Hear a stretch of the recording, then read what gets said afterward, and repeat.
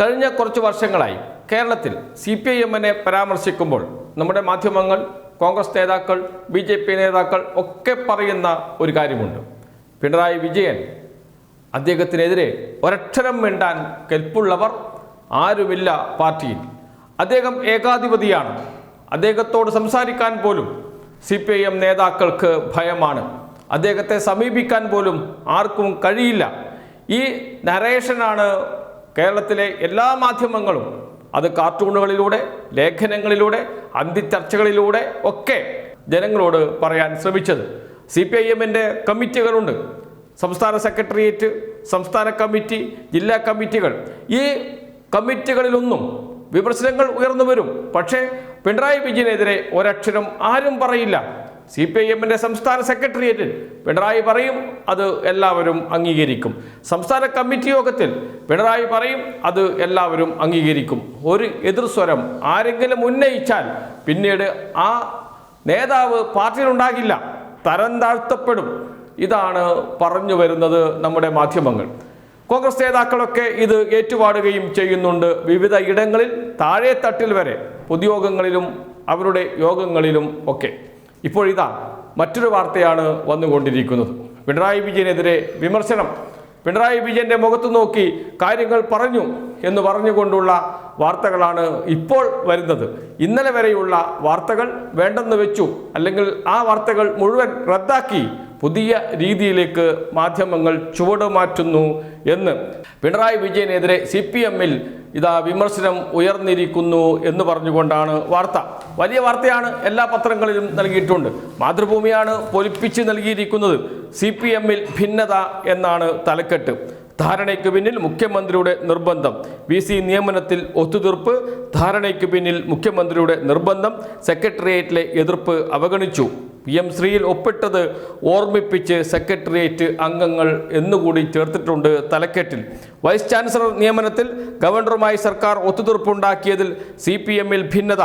ഒത്തുതീർപ്പ് വേണ്ടിവരുമെന്ന് CPM സംസ്ഥാന secretariat യോഗത്തിൽ മുഖ്യമന്ത്രിയാണ് പറഞ്ഞത്. എന്നാൽ RSS അജണ്ട നടപ്പാക്കുന്നതിന് എതിരെയുള്ള രാഷ്ട്രീയ പ്രതിരോധം കൂടിയാണ് സുപ്രീം കോടതിയിലെ പോരാട്ടമെന്നും അതിൽ നിന്ന് മാറുന്നത് തിരിച്ചടിയാകുമെന്നും പറഞ്ഞ് ഒരു വിഭാഗം നേതാക്കൾ മുഖ്യമന്ത്രിയുടെ ആവശ്യത്തെ എതിർത്തു. PM ശ്രീയിൽ ഒപ്പിട്ട അനുഭവം ചിലർ ചൂണ്ടിക്കാട്ടി എന്നാണ് പറയുന്നത്. ആര് ചൂണ്ടിക്കാട്ടി, ആര് പറഞ്ഞു എന്നൊന്നുമില്ല. സെക്രട്ടേറിയറ്റിൽ ഇത്തരമൊരു ചർച്ച പോലും നടന്നില്ല എന്നാണ് പിന്നീട് പുറത്തു വന്ന വാർത്ത.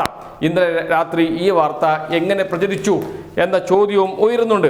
പക്ഷേ മലയാള മനോരമ ദിനപത്രം വലിയ വാർത്തയാക്കിയിട്ടില്ല.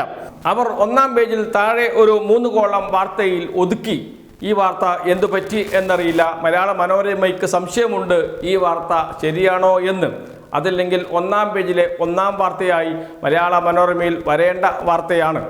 അതുകൊണ്ട് തന്നെയാണ് ഈ വാർത്ത സത്യമല്ല എന്ന് പറയാനും കാരണം CPIM-ന്റെ സംസ്ഥാന സെക്രട്ടേറിയറ്റിൽ അത്തരമൊരു ചർച്ച നടന്നിട്ടില്ല എന്നാണ് പുറത്തു വന്നത്. എന്നാൽ ഇന്നലെ വൈകുന്നേരത്തോടുകൂടി ഈ വാർത്ത പുറത്തേക്ക് വരികയും അത് മാധ്യമങ്ങൾ ഏറ്റെടുക്കുകയും ദൃശ്യമാധ്യമങ്ങളിലൂടെ പുറത്തു വരികയും ഒക്കെ ചെയ്തു. എവിടെ നിന്ന് ഉത്ഭവിച്ചു എന്നതാണ് പ്രധാനമായും അറിയേണ്ടത്.